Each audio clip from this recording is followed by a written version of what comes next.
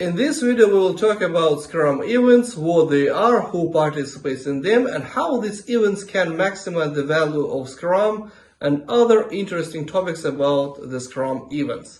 Just want you to remind that our video consists of different sections with required topics.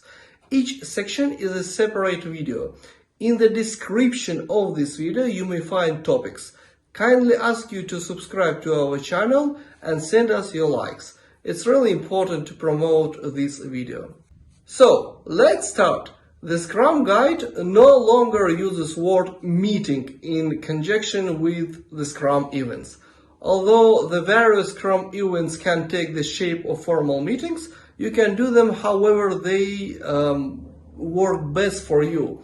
In many cases, a traditional meeting where a dozen people are sitting around a conference table isn't probably the best way to go about it. Scrum defines 4 events that occur inside each sprint: sprint planning, daily Scrum, sprint review, and sprint retrospective. All events are intended to help us work efficiently and closely together, as well as to improve our knowledge and become more effective in the future. Sprint is the heart of Scrum. Each sprint may be considered as a project with no more than 1 month horizon. The sprint itself is an event that is the container of all the other events. Like projects, sprints are used to accomplish something. Each sprint includes a sprint backlog, a definition of what is to be built, and a design and flexible plan that will guide building it. The development work, sprint goal, the resulting product, increment. Every sprint always needs to produce a done, usable, and potential releasable product increment. According to the Scrum Guide, during the sprint, no changes are made that would endanger the sprint goal. Quality does not decrease. The product backlog is refined as needed, and the scope may be clarified and renegotiated with the product owner as more is learned. Each sprint begins right after the conclusion of the previous sprint. Each sprint ends with its retrospective, which is the last event. Scrum determines the maximum length of a sprint no more than 30 days or a calendar month. This maximum length ensures that nobody is deprived of the right to inspect a piece of working software at least every 30 days and to adapt the future plans. Also, the team does not have to be locked away in a container for too long, which risks them losing a grip on the changing world. Sprint length holds a balance between focus and opportunistic adaptiveness. The balance should be business-driven. In an empirical process like Scrum, control objectives are presented to a system and, via closed-loop feedback, results are regularly inspected against these objectives in order to adapt materials, tasks, and processes. Skilled inspectors, the roles are foreseen by Scrum, carry out inspections at an appropriate frequency so the focus and time required to create valuable output are balanced against the risks of allowing too much variance in the created output. In addition to transparency, frequency is an important factor in empiricism. The Scrum events determine the frequency of the inspections and adaptations in Scrum, with the sprint being a container event, the outer feedback loop. Within a sprint, developers spend the majority of time on development work. The team works to complete the selected product backlog items to reach the sprint goal. Traditionally, the development work is decomposed into work tasks, and a project manager assigns this work task to the next team leader or a team member. In Scrum, developers organize and manage their own work. They decide their work plan and collaboratively assign the work among themselves. A sprint could be cancelled if the sprint goal becomes absolute. Only the product owner has the authority to cancel the sprint. Every sprint begins with the sprint planning, a time when the Scrum team gathers to agree on a sprint goal and determine what it can deliver during the forthcoming sprint. The product owner ensures that attendees are prepared to discuss the most important product backlog items and how they map to the product goal. The team selects product backlog items to forecast the work for sprint. Sprint planning creates a definition of what is to be built and a flexible plan. The outcome is a sprint backlog that contains product backlog items and the plan for delivering them. In addition to the sprint backlog, the team also creates a sprint goal. This plan is created by the collaborative work of the entire Scrum team. The set of selected product backlog items that developers think they can complete and the associated work is called a forecast of functionality. The term forecast was called a commitment in older version of the Scrum Guide. The full Scrum team collaborates during sprint planning. The product owner shares the initial sprint goal, presents the prioritized product backlog and the product goal, and answers any questions the team might have regarding the product backlog items. Developers work diligently to determine what it can deliver and then makes it a real commitment at the end of sprint planning. The Scrum Master, acting as the Scrum team coach, observes the planning activity, asks probing questions, and facilitates to help ensure a successful result. Because the Scrum Master is not in charge of developers, she or he cannot decide on behalf of developers what commitment to make. The Scrum Master can, however, challenge the team's commitment to ensure that it's realistic and appropriate. Sprint planning relies on a set of inputs that guide developers in determining what value it can realistically deliver by the end of the sprint. At the end of the sprint planning, developers' commitment is communicated through finalized sprint goal and the sprint backlog. In the new version of the Scrum Guide, in updated version of the Scrum Guide, the sprint planning section has had a very important update. Every part of Scrum has a purpose, a reason why it's included in the framework, and this update made the purpose of the sprint planning clearer. So, there are 3 topics at this event. Why this sprint valuable? When we spend our assets, money and time, and we can't return it, Scrum requires that we have an idea of the value of these investments.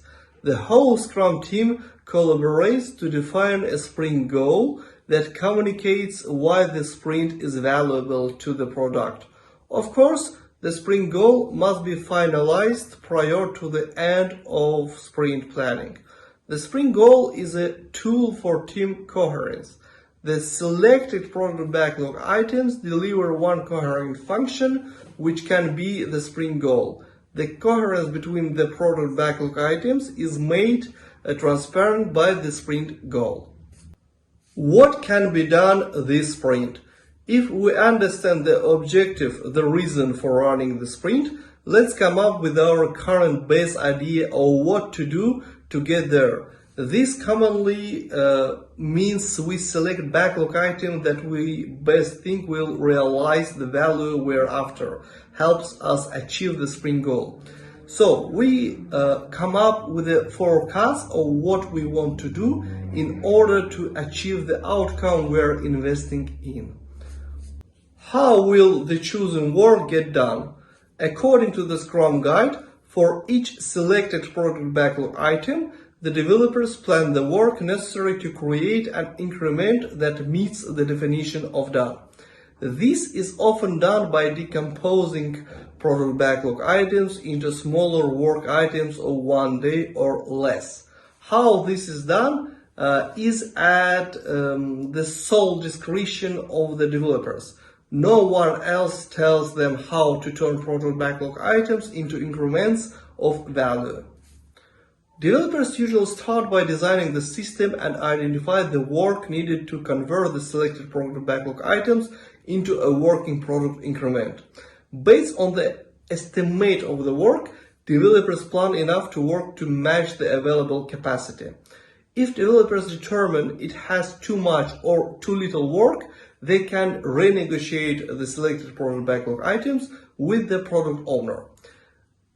The product backlog items selected for the sprint, plus the plan for delivering them and composed of the sprint goal, is called the sprint backlog. By the end of sprint planning, developers should be able to explain to the product owner and Scrum Master how it intends to work as self-managing team to accomplish the sprint goal and create the anticipated increment. In the daily Scrum, the developers synchronizes the ongoing activities and creates a plan for the next 24 hours to drive its development work. Also, any impediments are updated to the backlog of impediments and made transparent so others, including the Scrum Master, will know the details even if they do not attend the daily Scrum. Developers are responsible for conducting the daily Scrum. The daily Scrum should be held at the same time and place each day to reduce complexity. Doing something regularly at the same time and place facilitates people to get used to that as a second nature. The daily Scrum is an exclusive event for developers. The Scrum Master enforces the rule that only developers participate in the daily Scrum. If the product owner or the Scrum Master are actively working on items in the sprint backlog, they participate as developers. The Scrum Master ensures that developers have this event and teaches developers to keep the daily Scrum within the 15-minute time box. The daily Scrum goes on irrespective of minor developments such as someone being away. In fact, the daily Scrum is a key inspect, adapt, and adaptory opportunity used to identify any issues like an unexpected absence and adapt the next 24-hour plan to respond. This daily sync up increases the possibility of acting on issues soon enough and hence optimizes the probability of getting the work done to meet the sprint goal. What happens in the daily Scrum? Developers start by discussing the progress thus far. This is done by inspecting the work done since the last daily Scrum. Since the sprint backlog contains the work units with each of them showing the remaining work, the team can understand the progress from the remaining work. According to the Scrum Guide, the developers can select whatever structure and techniques they want, as long as their daily Scrum focuses on progress toward the sprint goal and produces an actionable plan for the next day of work. This creates focus and improves self-management. One popular technique in daily Scrum is to ask each other 3 primary questions, but of course it's only the example of it. These questions are not mandatory. What did I do yesterday that helped the team meet the sprint goal? What will I do today to help the team meet the sprint goal? And do I see any impediment that prevents me or my team from meeting the sprint goal? Only developers can participate in the daily Scrum. However, the Scrum Master can choose to attend to ensure Scrum is correctly understood and enacted. Scrum Masters can also facilitate the daily Scrum at the team's request. The question is, if the Scrum Master does not attend the daily Scrum, how would he or she come to know about impediments? This question assumes that impediments are brought out only during the daily Scrum. That is incorrect. A team needs to bring out any impediment as soon as they know they need help. So, the team will transparently make the impediments visible for anyone to see and also approach the Scrum Master when they know they need help. So let's summarize all about the daily Scrum. The daily Scrum is a 15-minute time box event for developers to synchronize activities and create a plan for the next 24 hours. The daily Scrum should be held at the same time and place each day to reduce complexity. Only developers participate in the daily Scrum. Developers inspect the progress toward the sprint goal and the trend towards completing the sprint backlog. The daily Scrum optimizes the probability that developers will meet the sprint goal. Daily Scrums improve communications, eliminate other meetings, identify impediments to development for removal, highlight and promote quick decision making, and improve developers' level of knowledge. Now let's talk about the sprint review. The sprint review is an event that the Scrum team and stakeholders will attend. During the sprint review, the project is assessed against the sprint goal determined during the sprint planning meeting. The Scrum team presents the results of their work to key stakeholders and progress toward the project goal is discussed. Ideally, the team has completed each product backlog item brought into the sprint, but it's more important that they achieve the overall goal of the sprint. In Scrum, each sprint is required to deliver a potential shippable product increment. This means that at the end of each sprint, the team has produced a coded, tested, and usable piece of software. Because it helps ensure that the organization is creating a successful product, the sprint review is one of the most important learning loops in the Scrum framework. And because sprints are short, this loop is a quick one which allows for frequent course corrections to keep the product development moving in the right direction. If instead we were to defer this feedback until much later and assume that everything is going according to some baseline plan, we likely would get what many are accustomed to: surprise, disappointment, and frustration. The sprint review provides an important opportunity for the Scrum team to get feedback from people who typically are not available on a daily basis during sprint execution. For these individuals, the sprint review is their first opportunity to see and discuss the work that was produced during the sprint. The sprint review, therefore, should be attended by all interested parties who can come from a number of different sources. All Scrum team members, product owners, Scrum Master, and developers should be present at every sprint review so that they can describe what has been accomplished, answer questions, and enjoy the benefits of first-hand feedback. Internal stakeholders such as business area owners who may be paying for the system being built, executive management and racers and other managers should also attend. Their feedback is essential to ensuring that the team is progressing toward an economically sensible outcome. It is a good idea to at least periodically include external stakeholders such as actual customers or users of what the team is building.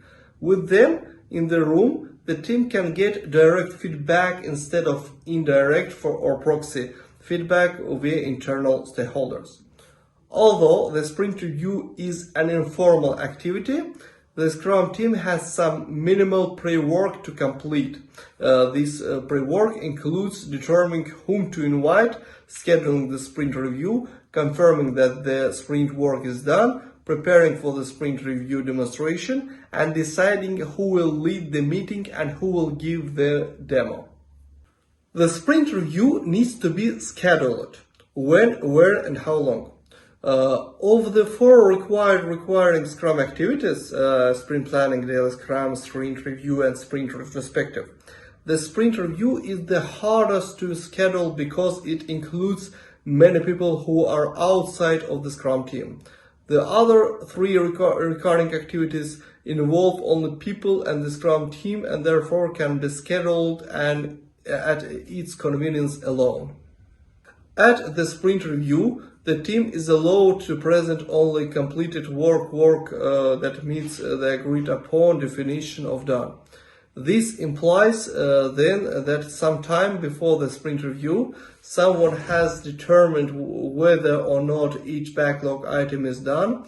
Otherwise, how would the Scrum team know which items to present? Ultimately, it is the product owner's responsibility to determine if the work is done or not. The product owner should be performing just-in-time reviews of product backlog items as they become available during sprint execution. This way, by the time the sprint review happens, the team knows which items are complete. The Scrum team and the stakeholders inspect the increment, collaborate to identify the next valuable things to do in view of the insights gained from inspection, and adapt the product backlog if needed. The output from this sprint review is valuable input to the next sprint planning. The sprint review attendees include the Scrum team and key stakeholders invited by the product owner. It is an informal meeting so that the participants can bring in the highest amount of transparency and collaboration. No individual leads or controls this event. The Scrum Master ensures that event takes place and the attendees understand its purpose and teaches all to keep it within the time box. This is usually a 4-hour time box meeting for 1 month sprint. For shorter sprints, the event is usually shorter, but of course it's not mandatory. What happens in the sprint review? The product owner explains what product backlog items have been done and what items have not been done. The product owner discusses the product backlog as it stands. He or she projects the likely completion date based on progress to date if needed. At any point in time, the total work remaining to reach the goal can be assumed. The product owner tracks this total work remaining in at least every sprint review. The product owner compares this amount with the work remaining at previous sprint reviews to assess progress towards completing the project work by the desired goal time. What is adapted in the sprint review? The participants collaborate on what to do next. They review how the marketplace or potential use of the product might have changed and what are the most valuable things to do next. They also review the timeline, budget, potential capabilities, and marketplace for the next anticipated product release. At the end, they come up with valuable input to the subsequent sprint planning by adapting the product backlog. A revised product backlog defines the profitable product backlog items for the next sprint. However, the scope of the next sprint is finalized only in the next sprint planning. The product backlog may also be adjusted overall to meet new opportunities. So let's summarize all about the sprint review. A sprint review is held at the end of the sprint to inspect the increment. The product backlog is adapted if needed. This is usually a 4-hour time box meeting for 1 month sprints. For shorter sprints, the event is usually shorter. It is an event to elicit feedback and foster collaboration. The Scrum team and key stakeholders participate and collaborate. The Scrum team demonstrates the work that is done. The product owner projects the likely completion dates. The entire group collaborates on what to do next, a valuable input to the subsequent sprint planning. The result of the sprint review is revised and adjusted product backlog. As described in the Scrum Guide, the Scrum team inspects how the last sprint went with regards to individuals, interactions, processes, tools, and their definition of done. Inspected elements often vary with the domain of work. Assumptions that led them astray are identified and their origins explored. The Scrum team discusses what went well during the sprint, what problems it encountered, and how these problems were or were not solved.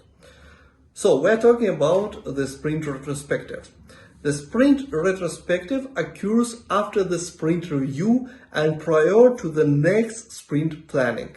This is at most a 3-hour meeting for 1 month's sprints. For shorter sprints, the event is usually shorter, but of course it's not mandatory hours. The Scrum Master ensures that the event takes place and that attendants understand its purpose. This is the opportunity for the Scrum team to improve, and all members should be in attendance. The sprint retrospective is a crucial contributor to the continuous improvement that Scrum offers. And while some organizations might wait to do a retrospective until the end of a large development effort, Scrum teams hold retrospectives each and every sprint, allowing teams to take advantage of insights and data before they are lost. Because the Scrum team meets at the end of each sprint to inspect and adapt its Scrum process, it can apply early and incremental learning throughout the development process and thereby significantly affect the outcome of the project. Based on discussions in sprint retrospective, team members determine a few actionable changes to make and then get on with the next sprint with an incrementally improved processes. Because the sprint retrospective is a time to reflect on the processes, we need the full Scrum team to attend. This includes all developers, the Scrum Masters, and the product owner. Developers include everyone who is designing, building, and testing the product. Collectively, these team members have a rich and diverse set of perspectives that are essential for identifying process improvements from multiple points of view. The Scrum Master attends because he or she is an integral part of the process, and also because he or she is the process authority for the Scrum team. Being an authority doesn't mean that the Scrum Master should tell the team how to change its process.